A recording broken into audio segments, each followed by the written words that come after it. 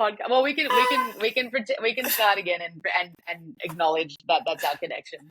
But Okay, I'm not going to talk like, about their personal life on this podcast. Hey!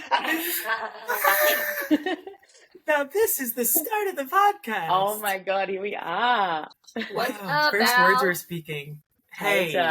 Thanks for having me. Thanks for being on. My pleasure. Anytime. Whenever the phone rings with my two buddies, I'm there. Appreciate it. Yeah, I've missed talking to you, and already just like Zooming with you is doing great for me. It's making my brain happy. Ali, I was thinking about you the other day because I think I went and saw Wicked, and for some reason, like one of the things that I was thinking about was like, what if Sarah Bareilles was in this? And Ali and I are like low-key, like Sarah Bareilles like fan club. We think she's awesome. Fucking love Sarah Bareilles. Sarah Bareilles should have been in it. Dude, she's probably like got some sort of exclusivity thing with the other musical she's a part of. Or so. Like, is that a thing? I don't know. Like contract stuff. Yeah. Maybe. No. If it would be unreal. If you're the lead in one Broadway musical, you're not allowed to be the lead in any other Broadway musical. The non-compete. You Shout literally out couldn't to like Adele Dazeem. Exactly. The wickedly talented. The wickedly The talented. one, the only. It's been 10 years. Can you believe it? Wow. Oh, That is huge. I'm happy Crazy. for her. Yeah. For Adele Dazeem. Yeah, I feel like she's like a full-on movie star, TV star, like she has a music career. I don't know, I just feel like it's like rare to see like someone just like do it for so long and like for it to like get bigger and bigger and bigger. Honestly, the Adele Dazeem thing could have been like a really big moment in her career. Mm-hmm. Like she was Sure something in was. the zeitgeist, you know? Yeah. Yeah, exactly. Transcended the musical theatre scene. I mean, I didn't really know who she was. I mean, We're talking about Idina Menzel. Yes. Yeah. I was like, you kept saying it so much that I was like, wait a second, am I missing something? I'm perpetuating the myth. Yeah. Yeah. Right. No, I appreciate the you. evil twin. Oh my God, so good. Well, thank you for joining us. So we thought today, instead of asking you about like a focus track, like a song of yours, we'd love to talk to you a little bit about your experience producing other artists. And you had mentioned, you know, you've worked with full bands as well as solo artists. So yeah, the band you chose was Teen Jesus and the Gene Teasers. Got it. Okay. Okay, I'm done sweating. And then like a solo artist you had given as an example was Gordy, Sophie Payton, who you former friend of the pod. Yeah, exactly. Friend of the pod. Yeah. So I don't know if Sarah, if you wanted to fire off any questions for Alex up front. Oh no. Did I freeze? I'm back. I'm sorry. I'm having technical difficulties. Okay. I took like everything in myself just then to like make a reference to your internet and not mention the street that you live on this podcast. Just dox me on the pod. Location reveal. Drop those coordinates, everybody. This is a really special episode because we're revealing where I live personally with my whole family. Yeah, for like deluxe subscribers, you can get my address. That's how low. Patreon members, yeah. That's how dark it is now. Our bathwater wasn't enough. I think I figured out how to get my mic right, and I don't know if it's worth going back out and back in to change it. Okay. Yeah, totally. You can chop whatever. Well, let me try one thing. I thought you were going to say I figured out how to fly. I figured cool out too. how to fly. Hold on one second. I think I've been trying in the backyard. I think I got something. It's so wicked, and now all I'm trying to do is fly. I'm trying to fly. Yeah, well, we can wait for her, but how, like, what have you been up to on a daily basis lately? Well, I'm actually producing a record for a band right now, so I've been spending like quite a bit of time doing that and trying to get them prepared for it. Like we've been doing a lot of pre-production, which I guess like is like, I mean, assuming we're still recording this thing. Sure, like, but we don't have. You can go off record working with them. Yeah, so it's a full band, and they're a band out of Melbourne called Tile. and they're like, and they are very much like a band. Like they are a collaborative like Hell yeah. unit. Which like I feel is So something that stupid. like Got it. no. But is that your There she is. phone? It's okay. Hey, sounds good. It's Hold on. crispy. You would It's think crispy. that I would be able to figure this out in 2 seconds, No. but This is different. This is a different ball game. this is It different. really We're not on is. Pro Tools anymore, baby. We are This is not. whatever this is. We're on Shout out. we're on a whole new realm of existence. Mm-hmm. This thing, it's weird, but it's it'll do for now, I guess. But Sarah was just telling me that she's been working with this band called Tile, which is very much Yes. like a band. Yes. And Yes. okay, so you know this. So they've been doing a lot of pre-pro. So Alex, if you wanted to just continue, I'd love to hear more about that. Yeah, I mean, like, I've been talking to Sarah a bit about this project, like, off the air, because I'm very excited about it and want to make sure I do a good job. And, like, a big part of, like, you know, this gig for all of us is, like, sharing information and, like, advice and experiences and trying to, like, you know, get it right and serve the people that you're working with in the best way that you can. And yeah, like these guys are really fun because they're like a band in the truest sense. But they're still in like the really early days of like finding that identity, and it's a cool thing for someone like me to sort of come into and kind of like be part of that exploration, I suppose, and sort of like try to understand the dynamic, but also just let the dynamic happen too. So it's been great, and it's been like a really fun thing to like sort of, especially for me, like someone who spends a lot of time like away from Melbourne, which is where I'm from and where I came up, to sort of come back in and be involved in the scene and with artists who are, you know, operating in a way that's like very in touch with the city and with the music scene, and I can sort of reconnect as well. Like that's a real like privilege for me, I think. So yeah, it's cool. And also just like seeing how like Melbourne has changed or not changed, and what it means to be like a musician just like gigging around town. It's so sick. And what kind of music would you say, like what sort of subgenres does it explore? Dude, they're a rock band, you know, like, and it's so cool. Like they're like, we like to play loud, we like to play fast, you know, and I'm like, that's awesome. Yeah. And they're not afraid of that. In fact, they're like super proud of it, which I think is really cool, and is also something that like I think a lot of bands are sometimes scared to like admit, like that's like what they want to do. And so yeah, it's about like, I guess like, you know, what does that mean, and how do we make that like, you know, where do we find the idiosyncrasies like within those sorts of like really broad brushstrokes of sonic identity, like for this, you know, artist project. So it's but you know, there's a lot of elements of like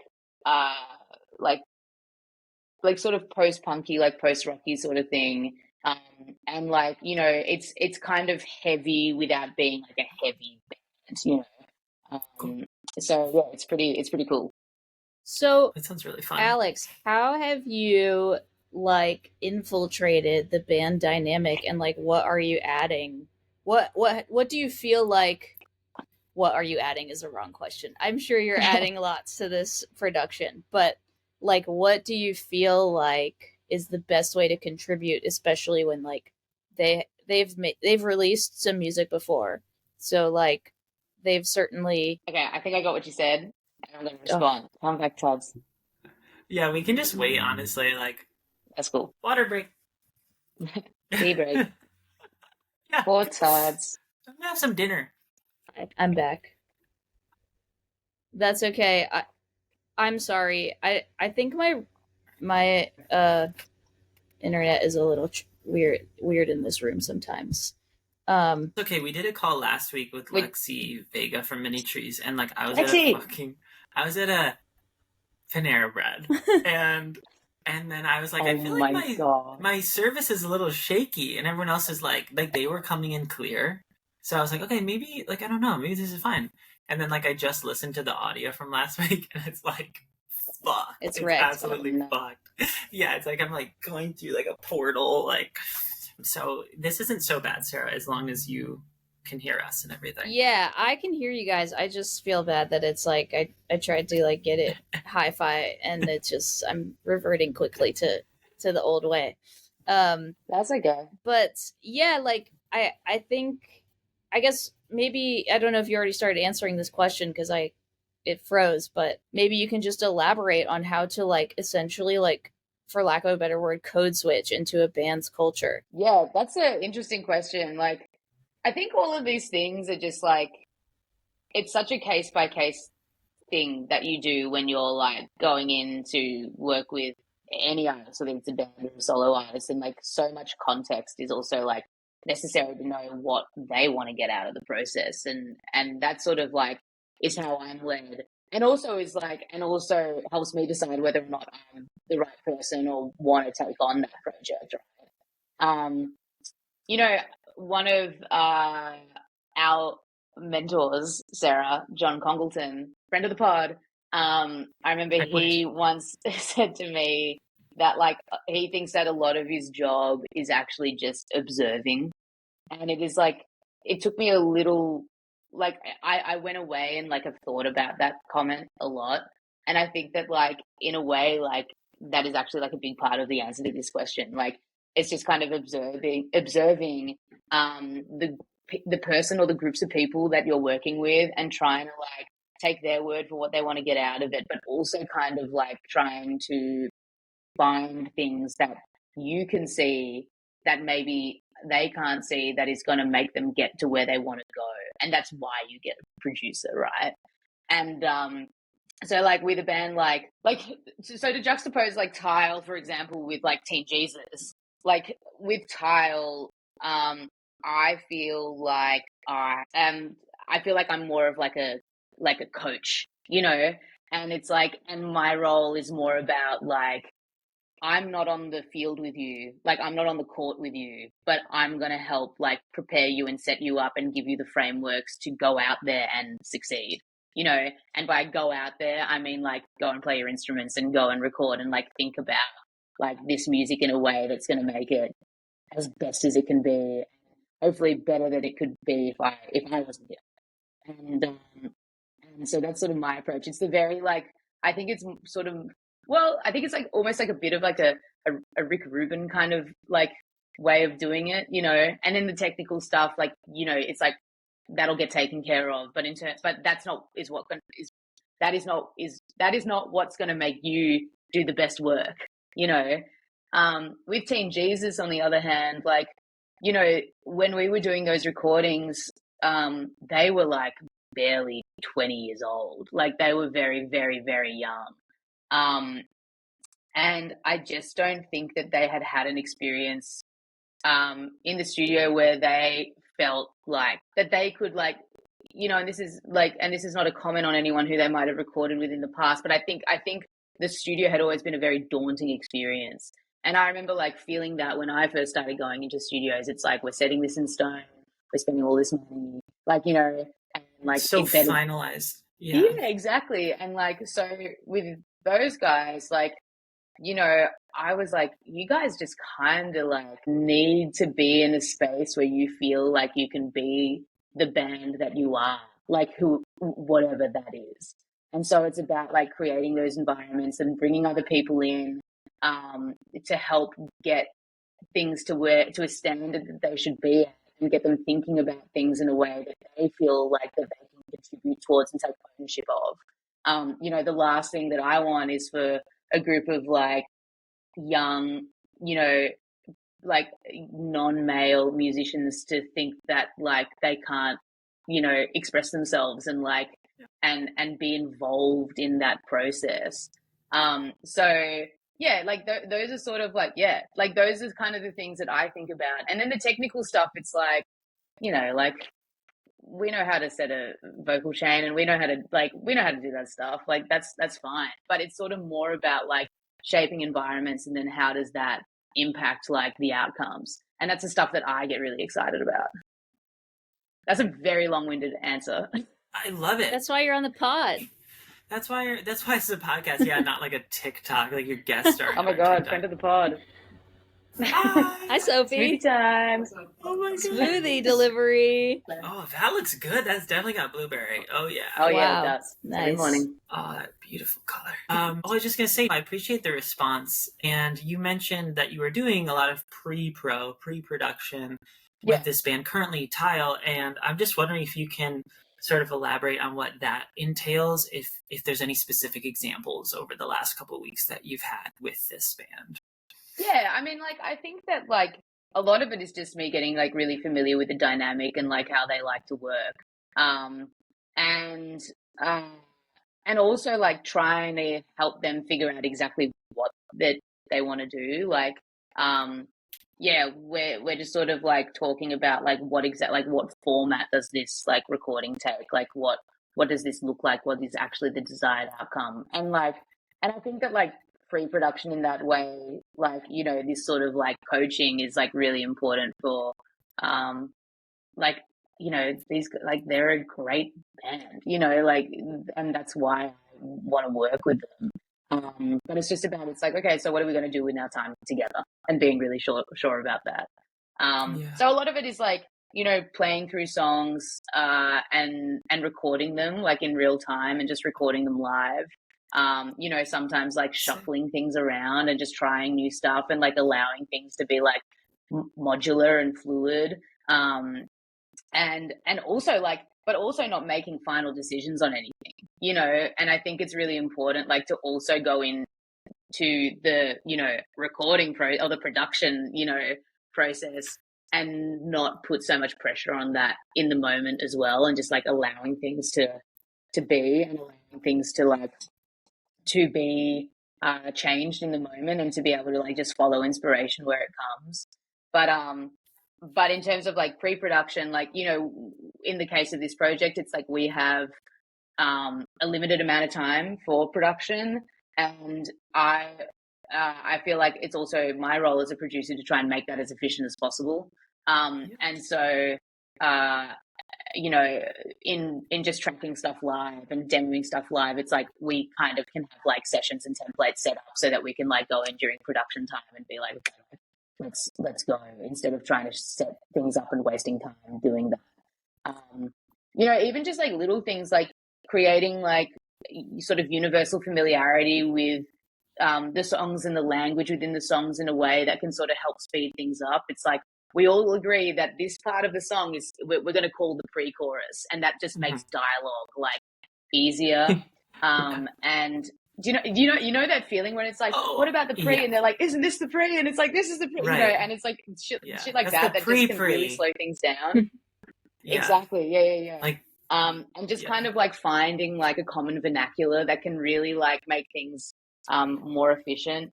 It's kind of just like getting to know, it's like early dating, you know, before you're in a relationship or something like that, getting to know each other and like trying to form that kind of like canon between you and these people or that person. It's like, what do you mean when you said your parents were right wing? Like, what exactly? No, but it sounds like you're helping to facilitate that communication between a band, which I feel like, you know, I've played with a lot of different musicians, and sometimes even if things are really gelling musically, it almost can seem like all the more reason not to talk about anything. This is kind of like where I've come from. It's like, if it works, it works. And you're just like, fuck yeah, like, let's not get bogged down in the details.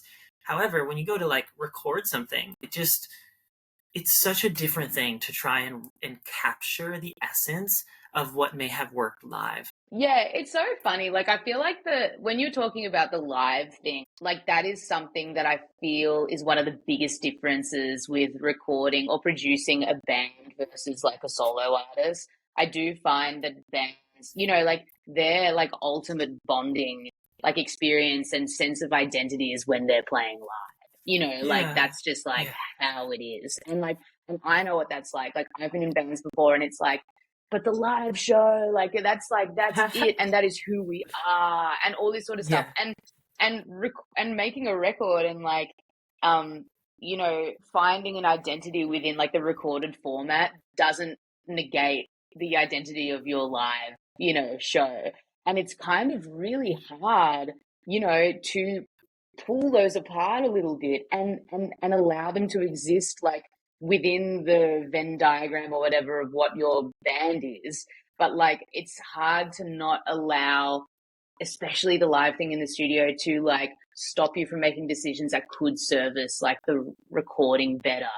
And honestly, like, and it's usually in a way that like even like the fan of the band wouldn't be like, this isn't how it sounds live. Like they're not gonna have notes on that. Like it is so within ourselves, like when we're in a band.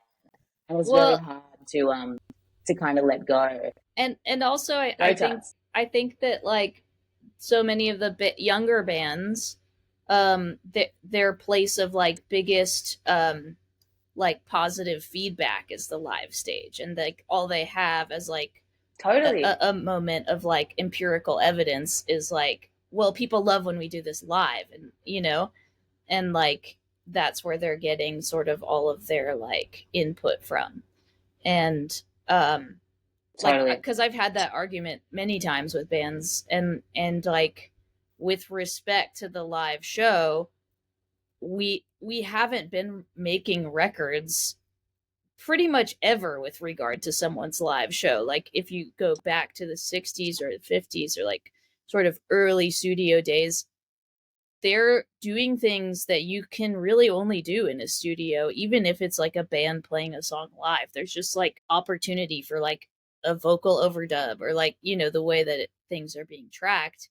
We have the ability to like make you know, to make movie magic, to suspend disbelief and like create like a larger and more detailed image than like what works live. Totally. Yeah, because I feel like you're and also it's like there's the whole thing of like I'm hesitant to use the word compensate, but obviously when you are seeing a band live, or you know, whatever art form it is, when it's live, like there is that whole aspect of the energy of like the bodies in the room, that shared awareness for what's happening right now, and hopefully people aren't like super on their phones, so everybody's really engaged.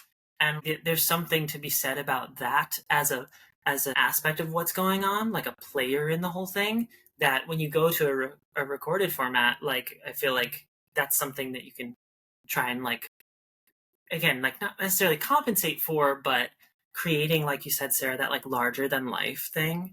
I feel like that can like sort of be a little interchangeable maybe, as far as like going from live to recorded. I don't know, maybe I will edit this all out, but no, that's totally valid. I mean, I think like you're being hired as a producer to not only like you're not a documentarian if you're a producer. Some producers are, but I would say like if we're talking about sort of the modern ideal of a producer like George Martin or Phil Spector or something, like they're not documentarians. They're being hired for directing, you know, for creative directing. And that shifts a little bit, like we were saying, between working with a solo artist versus working with a band that's like 3 or 4 or 5 or more personalities.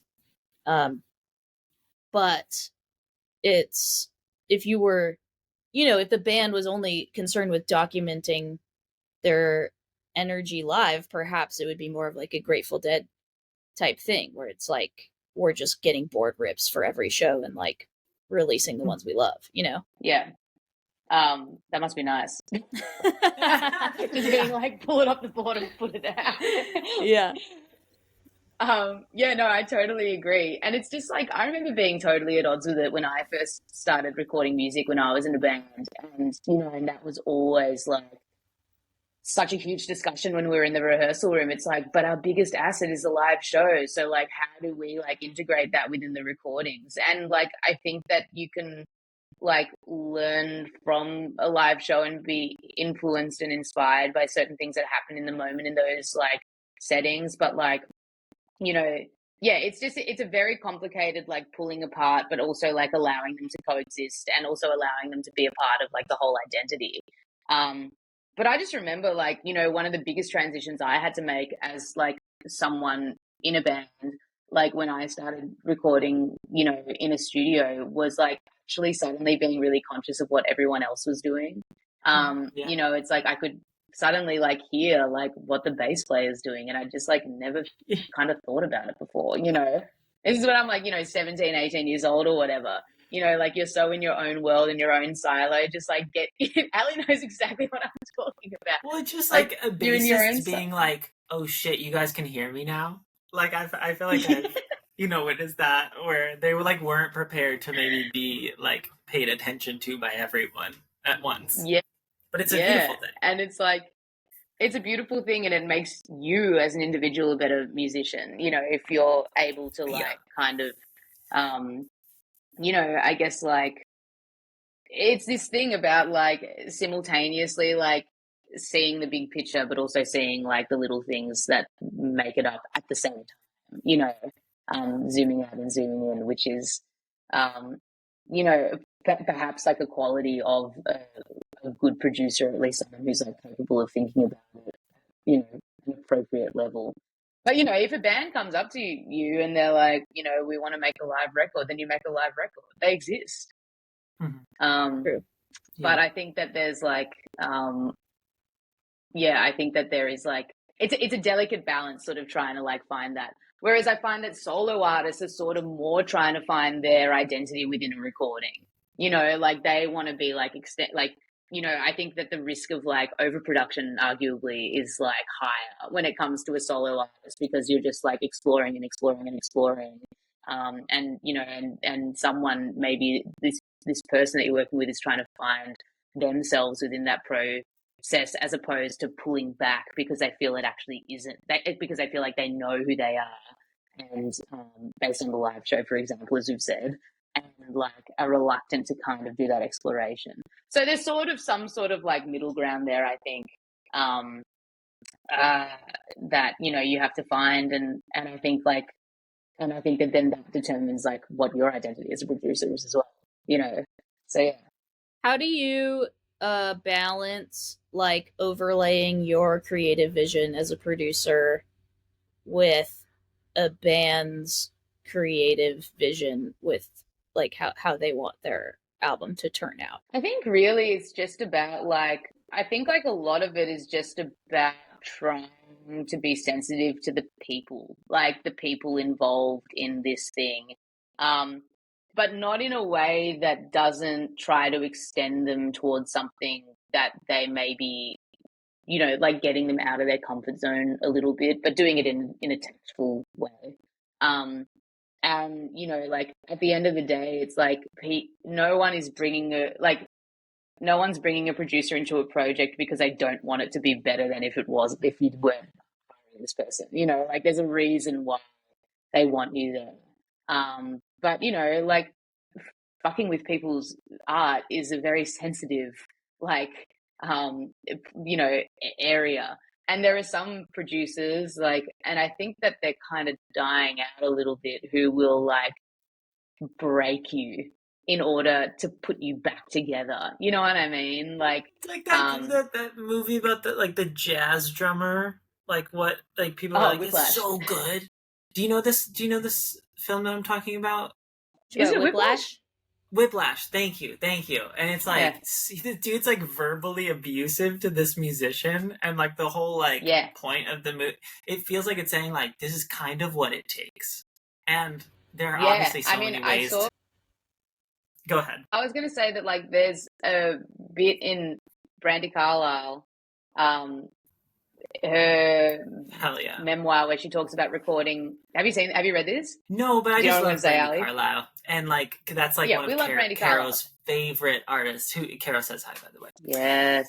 Yes, but please continue. Future friend of the pod, Brandi Carlile, wrote in her memoir that like, I think when she recorded the story, I'm pretty sure it was with T-Bone Burnett or something like that, and apparently it was an awful experience. And a lot of the like vocal take in that song is basically like a reflection of her like frustration and you know, kind of anger like towards this person who was, you know, going about this production in a certain way in the control room while she's trying to, you know, sing this song.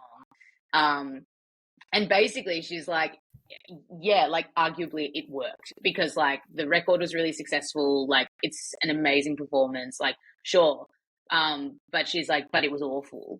And I don't think she ever worked with him again, despite the success of that like record. And it's just like, I think that there's I just think that that kind of way of going about things is sort of like dying. And it's it's just kind of like, it's really toxic and yuck. So yeah, that's sort of not really how I like to go. Like I want to make people feel empowered to do things that they didn't think that they were going to be able to do in the first place, or it hadn't even like crossed their mind. I'm also not going to do it for them. And I think that that's a big reason why it's not going to sound like me, like it's going to sound like whoever this person or musician or artist is, and that's going to surprise us all, and that's exciting. Well, you touched on something interesting, which is like there is this sort of old school production style of like beating an artist down or leaving them completely alone to figure something out, or like just sort of putting them in a place of insecurity to ideally overcome and create an art bigger than all of us. But I also think that there's an element of production, or there's an element of working with bands where at some point, if you're in the studio long enough with an artist, someone will become the enemy. And like sometimes that's like interesting. The bass player is 2 hours late every day and can't play the parts. Sometimes it's like the label doesn't like anything and we hate the label and they're making us do this. But sometimes, and I've been this person, the producer becomes the enemy for whatever reason. Yeah, right. And so I'm curious, if you've been in that situation and how you might sort of either turn that around so it's working in your favor, or like just accept that reality. Like what would you do? Yeah, I mean, like you've been in the producer chair a lot more than me, Sarah, and so like I mean, I'm sure it's inevitable that scenario will like come my way one day, but I haven't quite experienced that rite of passage like just yet. How did you overcome it? I mean, I think in the situation I was in, we were pressed on time, and right. I, like my sort of instinct in general, which, I think is sometimes can be a strength in the studio for me and also can be a weakness, is that it just becomes a checklist for me. And I'm like, I don't really care if you want to scream at me and yell at me and like get on the phone with your managers and whatever, but this is the things we need to do. And now we have 20 hours to do it. And now we have 17 hours to do it. Yeah. So like, if you want to walk out the door with a song recorded, then here's the things that need to happen. And I don't care if like you feel like I'm bullying you into it, But I mean, do you feel like go ahead. Yeah. I was going to say, I think that's like been a rare case, like for me, but also it just becomes a matter of like, well, we have a job to do. So we either do it or don't. And that's your choice, Yeah. I sort of had a question for both of you. I'll ask it to Sarah first, since we were just talking about your experiences, but like, do you feel like those skills of being able to keep track of like, we literally only have 20 hours left, and just kind of like stay oriented like chronologically with like how time is passing and what needs to be done, while the artist may be like texting on the couch because it's comfy and like the drummer's doing their 40th pass? Are those skills that like you feel like you've had to like really cultivate and work on, or like do you feel like that's something like since you were really young you were kind of just like on your shit? I think it's a bit of like a natural knack for me, and I mean I certainly had to figure out how to like wrangle my own sort of like want to be hanging out on the couch or like taking a 3-hour lunch or whatever, but I do think that is like a skill that's come a bit naturally to me. And like when you're being hired to be a producer, yes, you have a lot of creative input, but there is sort of like this whole half of the job that's like file management. Who's going to send the final mixes to the master engineer, mastering engineer? Totally. Or like who's going to like bounce everything and like keep it in the same Dropbox so you know what the most updated version is, like or there's so many pieces of the job that become admin on top of creativity. Yeah, I mean, I was sort of touching on that with the pre-production thing. It's like, a part of the producer's role is to get this thing finished, right? So it's like, managing like time management and like trying to orchestrate or prepare things in a way that it can be as efficient as possible to make sure like you come out the other end with the desired, like, whatever you committed to, basically. And is so much part of it.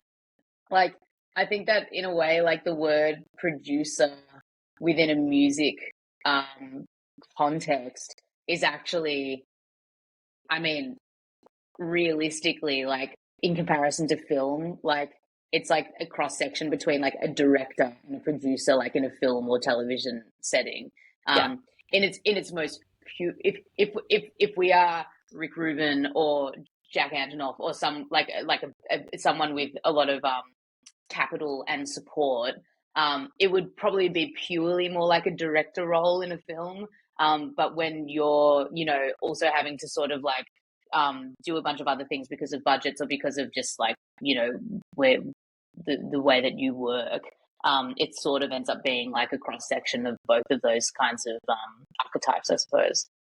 But like overall, like, it's been like really positive and exciting and kind of this like fun summer project that, I'm doing, which is awesome. And like at the end of the day, you just want to work with like good, nice people who love making music as much as you do, and that's kind of like that's exactly what I'm doing, which is great. Um, but yeah, I think I'm still sort of trying to like to make head or tail of this project. Like I said, like still in the pre-production phase. I think like if you do have the luxury of doing pre-production, like it is very worthwhile, like especially with a band. Um, uh, and yeah, it's sort of like um, yeah, really handy to get into the weeds with like the songs as well. And just like asking questions and doing a lot of investigating. Like, Sarah, you put up that great Instagram reel recently about like the luxury of time, and the value of time, like when it comes to like great recording. And I think that like pre-production with the band, who's trying to sort of like make decisions about what exactly they want the end product to be is like a testament to that approach as well. In a different way, but it's still like it's about the value of time. So yes, 100% yes. Big stamp on that. I appreciate Yes. that. I'm curious, like, so I know that you had this conversation with the band, just from our off pod conversations, and I also was recently talking to Melina about this, which is like kind of the first thing she asks a band is like, well, like what do you think a producer is? What do you want me to do? Because the answer can be so Cool. different, and there's so many producers that people who make great records that like just have a completely different skill set than other people who make great records, and there is so much variance in the job and variance in like what you're able to do as a musician and an artist, Alex. And so I'm curious, like, not to blow up the band spot or anything, like when you just straight up ask like, what do you want me to do, what is their answer? And also, what's an answer that like a band could give you that would either be like, yes, 100%, this is music to my ears, or like maybe you need to talk to somebody else? I mean, in the case of this project, like they were just like, we sort of want to like take things to the next, level for us, and they're like, we like your work and we like the way that you go about what you do, and they were really quite into like my, I guess, like value of like the local scene and connection to that as well. So like I think value alignment was actually kind of like a big part of like me getting them being so open to me being in that role. Like, and they made it clear to me, which like I think is really important. They're like, we don't need you to show us how to be a band, you know, which is true. Like I don't.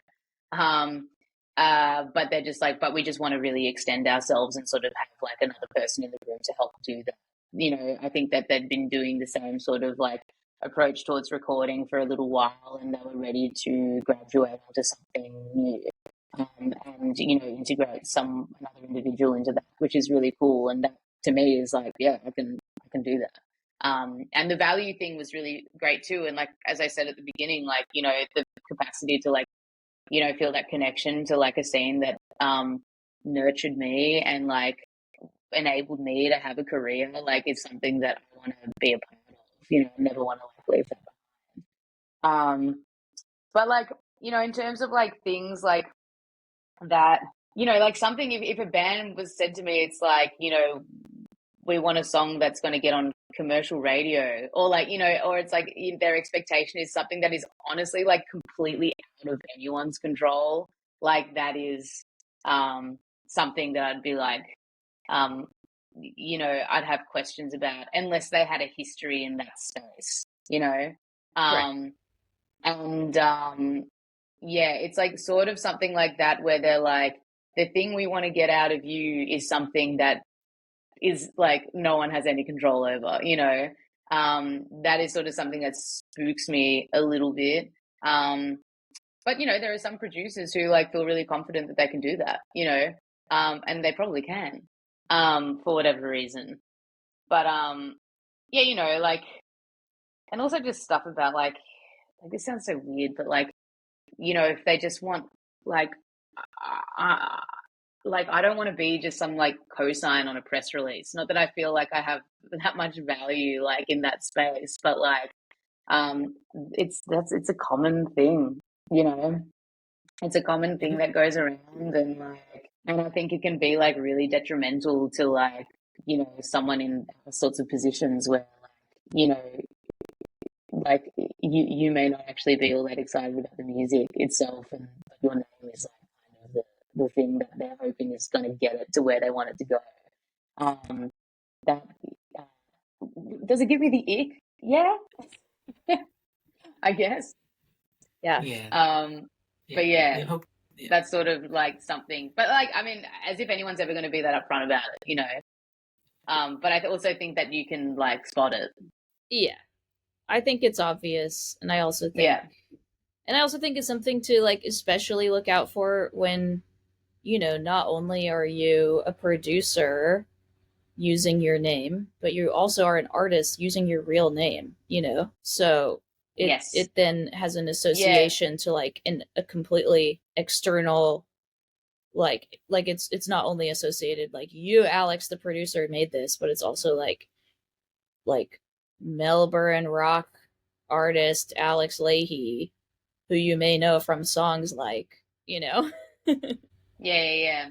Yeah, it's all like tied into a bigger sort of like identity and activity, I suppose. But yeah.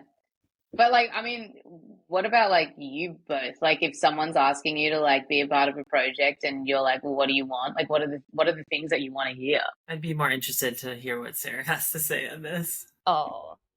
Yeah, I go on, mean, Taz. like I think for me, like what's exciting to me right now is someone who's trying to go who's trying to like maybe reinvent is too strong of a word, but someone who's trying to like evolve their sound and not just make the same album over and over again, because I feel like I've been stuck in the trap where it's like, well, we did this on the last record, or like, well, I mean, we just kind of like when we were tracking with blah blah blah, it was just this. And I'm like, okay, well, at that point I'm like, why didn't you just make this album with the same way, you know, that you did the other one?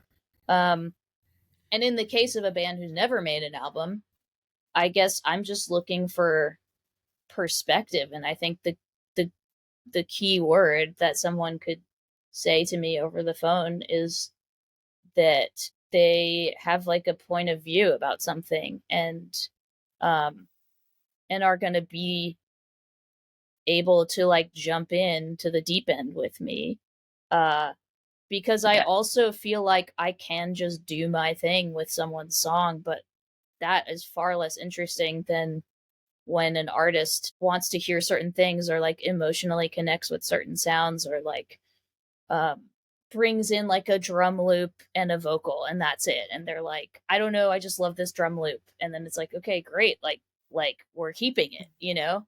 But I guess bigger picture than even just that is like an enthusiasm for where they want to go is sort of like the biggest green flag to me, as opposed to like some bands, even younger bands who find themselves in a position of pressure to create something.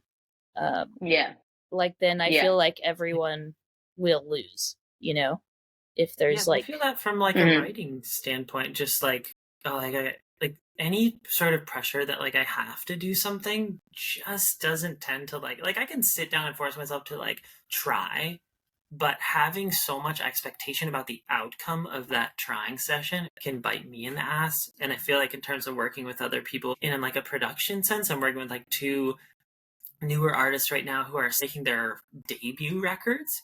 So there's not so much expectation on like the back end, or there's not necessarily like a huge fan base that's waiting to hear something, but it definitely is helpful to like have conversations with them about what their goals are for their recordings. So like getting a sense for their influences, like what do you ideally like hope this can kind of like sound as a hybrid of? I don't know, at least for me, that's something I've used a lot, is like, I want this song to sound kind of like if the National and like Mitski got, you know, we're having conversation at least just in terms of like the production or something. Cause I think like from a songwriting stance, you kind of have your more like individual lyrical stamp on things. But anyways, working with like newer artists, it's like, it's really helped me. Sometimes like this one band approached me and was like, we just want you to do your thing. And it really worked out. Like the first song that I worked on, it just worked. It all made sense to me. I like saw a vision for it and did a lot of like production and heavy-handed like decisions, and they loved it. But lo and behold, that wasn't necessarily the way that the whole rest of the album was going to work. And like as we went, maybe even the next song, I like kind of fumbled it because I didn't take that time to ask what they were interested in, because I thought it was just so cool that it all worked out the one way. But I think it has been really important to like slow down and for me to have conversations with this band who is a 3-piece and get a sense for what their Venn diagram is of influence and, again, their shared goals. A drummer's bound to have different tastes than the person writing the vocals, if those are different people, etc. So it's like everyone tends to focus on like the instrument that they play in the band. But what I really like is musicians who are thinking that bigger picture, to have musicians that are working together to build and contribute to a shared goal. That's cool. Yeah. I mean, I feel like even, you know, as a like, I feel like I've said this to you before, Sarah, like, you know, like, especially with like songwriting and with being in the studio, it's like when you're not the artist, it's like, ultimately it's like, the vision like has to come from the artist, and like and that is what makes some artists it's like the vision has to come from the artist, and that is like what makes some artists better than others, you know, like not all artists are created equal, like just as not all producers are created equal, like no one in it, like, you know, like there are just some people who have, you know, like if every artist had like ridiculous, incredible vision, then we'd all be like Taylor Swift. You know what I mean? Like, and well, I don't know if it. I think it depends on what their vision is and like who it appeals to. Because I don't know. It just depends what they're trying to do. Are they trying to like have fans and connect with people, or are they just trying to express like whatever the fuck it is that they want to say? And either way, like the strength of their vision. What, Ali, you're absolutely right. I say you're completely right. Like I do think that though, like the outcome of, I do think that the capacity for connection is greater, like if the vision is more sound. And like, and by connection, I don't mean like in terms of like the sheer volume of people, but just like reaching the people that are going to connect with them, even if it's like 5 people in, I don't know, like Berlin or something, or, you know, 30,000 people somewhere else. Like, I think that the producer or the collaborators, like, you know, challenge is to help them reach that vision, um, uh, like as best as possible, and maybe in a way that they didn't like anticipate reaching it. So yeah, that's beautiful. Yeah. Okay. Well, fantastic. we've I'm great. My computer was about to die. Yeah. I Oh saw that no. power block. Yeah. But I saved it. Oh yeah. I guess I have like one more question, which is, if you could, I don't want to ask like who is your like dream collab as a producer, but because I think like the artist is beside the point, but I think like what is your sort of dream universe to like make a record in? Like what would, like, for example, like like studio setting, timeline, um like recording style, whatever. Like what is the sort of like dream production scenario for you if you could like put any artist and make a record like on your terms? I mean, like, I really just like having people around, you know, like, and I like there being movement in a space, and I like just like stuff going on. You know, so like, in an ideal world, like sort of like a big, you know, big open room where we can sort of explore stuff, and also have like um stations where we can be like live, and together, and try and like hash stuff out together, but then also be able to go and like into a little corner of the control room and get like super into reamping something, or like, you know, like something like that, like sort of be able to have that kind of like flow, um and setup that's just like, you know, ready to go at any particular time. Like, and like I said, like I like having people around. Like I don't, I'm not the kind of person who's like, okay, great, good tracking, guys. Like, you know, you're off the clock and I'm going to take care of the rest, sort of thing. Like that's kind of not like what I like to do. But Shit out of these yeah, like jobs. in terms of timeline, yeah, exactly. But like in terms of timeline, it's like I kind of like working against the clock. You know, I think like one of the traps that like you can get in with records specifically is that like there can very easily be no end date. You know, and sometimes like artists like don't want there to be an end date. And you need to like move on. Like that's why, like, you know, I think that's why I like touring as well. It's like you're sort of compartmentalizing this time to be this like particular experience, and you enter it and then you exit it, and it was just this like amazing vacuum of, you know, of time. And you know, I think that like making records is a similar kind of thing, and like and in a way a similar privilege. Like we only get to make a certain amount of records as artists, like in our creative lifetime, you know. You know, and one of the privileges of being a producer or a collaborator is that you that number actually extends, in terms of the experiences, even if you're not the artist. So like, yeah, I mean, obviously, like in answer to your question, like, yeah, like, you know, there's certain bits of gear that would be great. Like, you know, I look at like the Animal Rights studio and all that kind of stuff. Like to be able to go in and produce a record there would be amazing, or to go to like a destination studio, like, would be unbelievable as well. But you know, I think I'm not really into the like the going away to like isolate, you know, a process, like unless it, and like, and this is not me speaking for myself or a project that I'm involved in as an artist. I'm actually kind of like open to that, but in terms of like I don't want to like isolate an artist or isolate a band from each other. I actually want to do the complete opposite. Like I want them to be as in touch with each other as possible, um, and, uh, and in touch with the process and the project, and excited about it too. So yeah, I hope that sort of answers the question. An interesting thing about this band is that like their bass player is actually an engineer, and one of the things that I felt really strongly about going into the project was that and he has been engineering all their recordings, and they felt really strongly about him continuing to do that. So that kind of like, they made the decision, so I didn't have to make the decision. So and I think a part of my like role is, okay, like, you've got this process, like, how do I fit into that, and how do I find like space there? So like, that's so cool. On like a technical perspective, like, that's that. I think like the way that I approach it is like, I've got,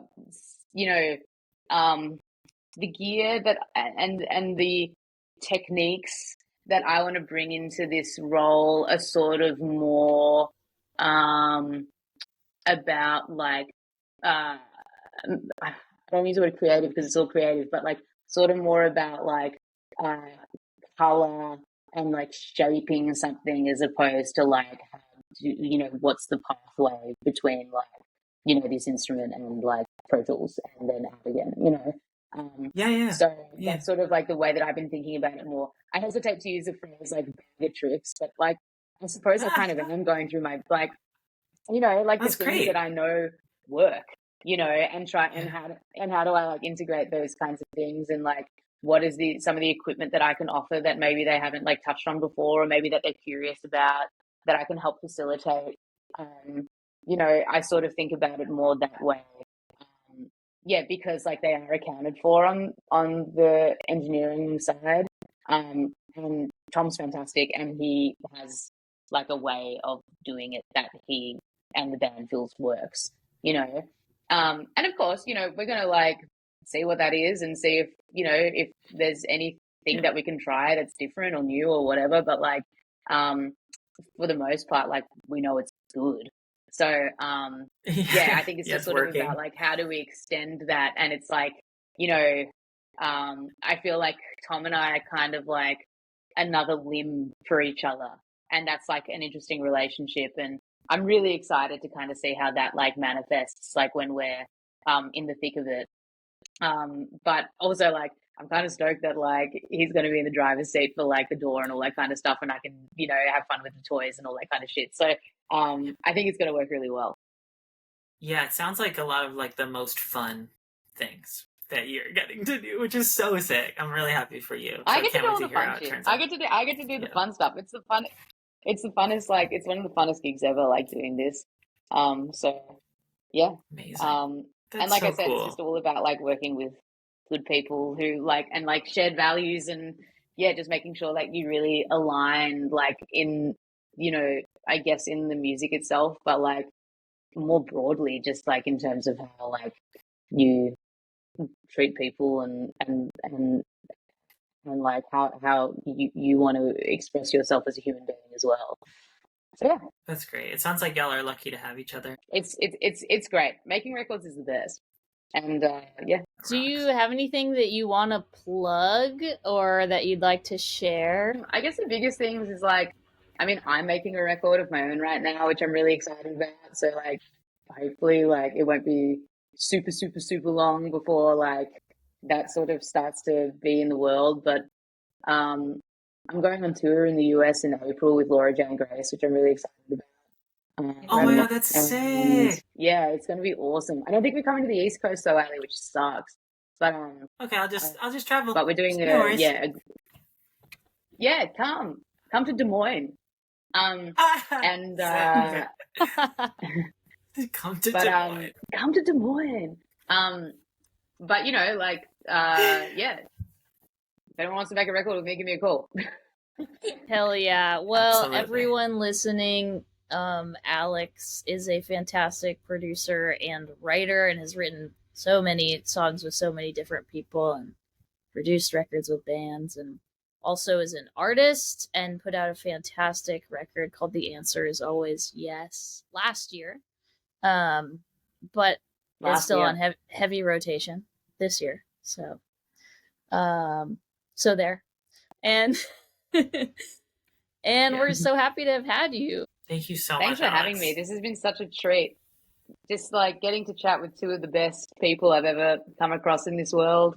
And Yeah, thanks for having me and for trusting me to, I don't know, say some shit that may or may not be right. Oh, it's been very good stuff, and I feel really grateful to have met you because I think you have such a positive ethos, and I feel extra lucky when I get to meet people like that. I feel the same way about you, Ali. I'm so glad we've all crossed paths. Hi.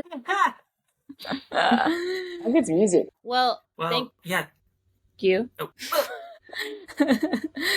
Thank you, Riverside Studio, for this extremely complicated setup that I just went through today.